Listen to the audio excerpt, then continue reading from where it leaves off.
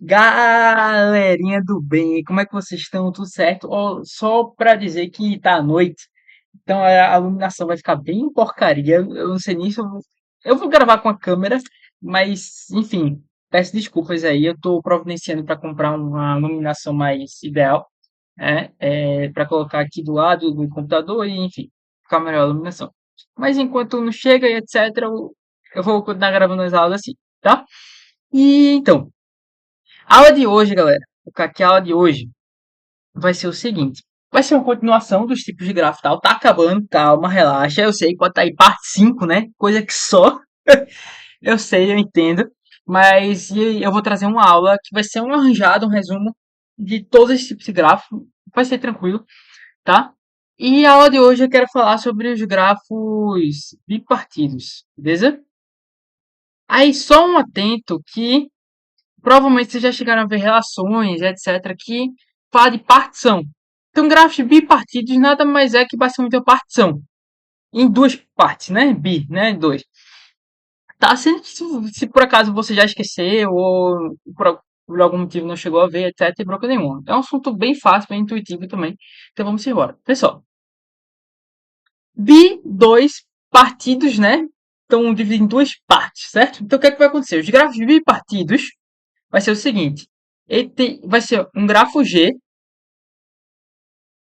com V, Vzão, né? Sino conjunto de vértices, tal que, eu vou escrever tal que assim, tá? Tal que V vai ser V1 unido a V2. Aí só vou colocar um parênteses aqui que V1 interseção com V2 é igual ao vazio. Só para dizer o seguinte, é uma união disjunta. O que significa união disjunta? É uma união sem interseção, né? Ou seja, não existe um elemento igual para o V1 e para o V2. Então, o que é esse V1 e V2? Eu estou pegando meu conjunto de vértices total do meu grafo todo, todos os meus vértices, estou dividindo ele em dois grupos, em duas partes, V1 e V2. Só isso. Então, agora eu tenho dois conjuntos de vértices ao invés de um. Tenho um conjunto V1 e um conjunto V2. Nos grafos bipartidos, a característica deles é a seguinte: não há, não há arestas, não há arestas entre vértices, não há arestas entre vértices do mesmo conjunto, certo? É só isso. Acabou o assunto gráfico partido, vou acabar a aula, estou brincando. Tá do mesmo conjunto.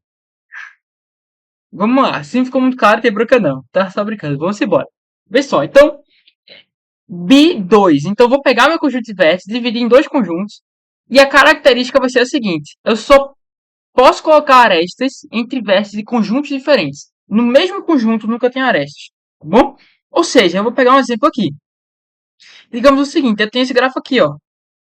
Eu vou ter dois vértices aqui, show? Não, ó, só por exemplo, para não ficar muito poluído, eu não vou colocar o feito eu estava fazendo agora nas aulas, colocar assim, V1, V2, tá bom? Só para não ficar muito poluído. Se você quiser, pode fazer, mas, enfim, não tem muita bronca aqui não, tá bom? Aí o que acontece? Eu vou dizer que esse conjunto é o conjunto V1 e esse conjunto é o conjunto V2. Beleza? Show? Para ficar mais claro, normalmente o que é que a gente faz? A gente usa cores diferentes. Então, só para ficar realmente bem didático aqui, eu vou usar outra cor, tá bom? Então, o que acontece? É só para ficar realmente mais visível, né? Mais claro, tá bom? Então, normalmente a gente representa como duas cores, tá bom? Diferentes. Cada um para um conjunto de vértices. E aí o que acontece? Um exemplo de gráfico de partido seria esse aqui, por exemplo. Ó. Vou colocar as arestas de preto mesmo, tá? Enfim. Isso aqui seria um exemplo de um gráfico de partido, ó. Ou seja, consegui dividir meus vértices em dois conjuntos, tais que não há arestas que conectam vértices do mesmo conjunto. Certo? Então, só tem preto ligado ao vermelho. Preto ligado ao vermelho. Não existe vermelho, vermelho, preto ou preto. Show de bola? Aí, basicamente esse conteúdo é esse. Sendo que agora a gente vai falar o que a gente chama de grafo bipartido completo. Bipartido completo. Que é bem simples, vem comigo, vamos embora.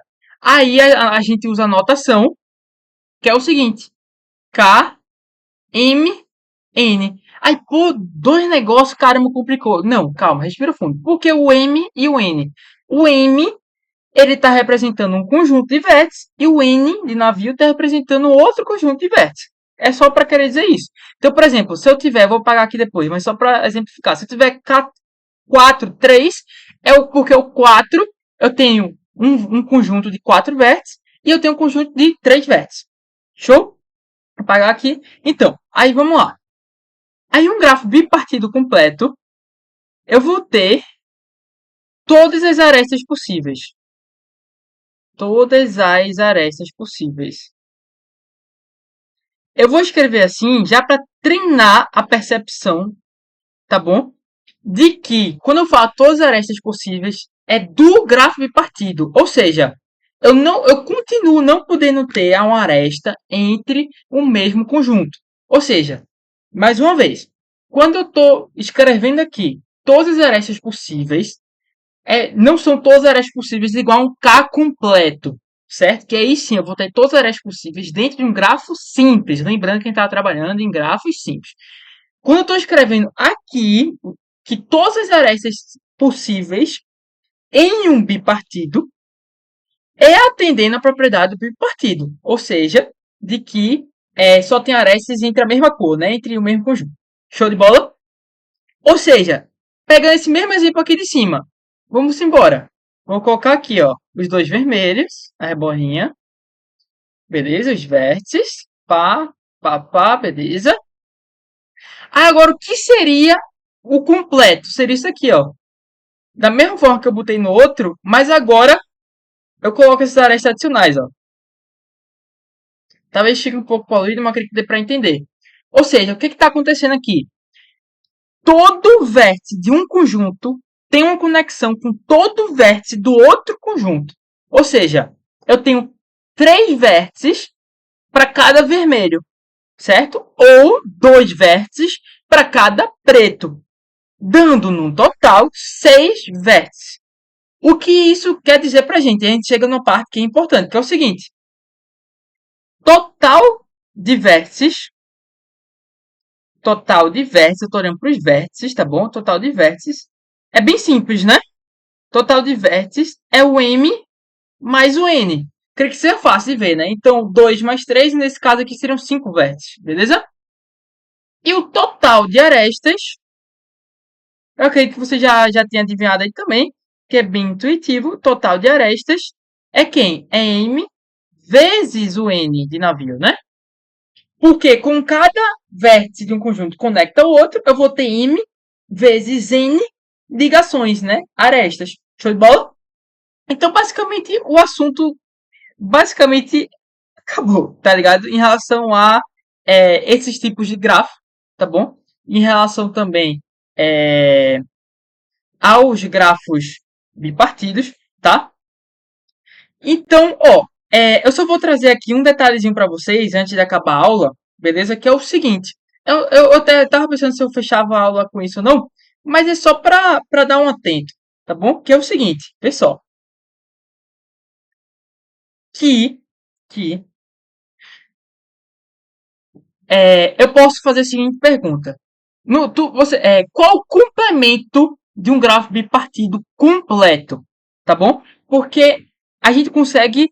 Ó, o grafo bipartido completo continua sendo grafo. Então a gente consegue fazer essa pergunta. Qual é o complemento de um grafo bipartido completo? Sem que você pode pensar, pô, não é tão trivial assim, né? Realmente, não é tão trivial feito a gente estava vendo antes, mas continua sendo trivial. Que é o seguinte.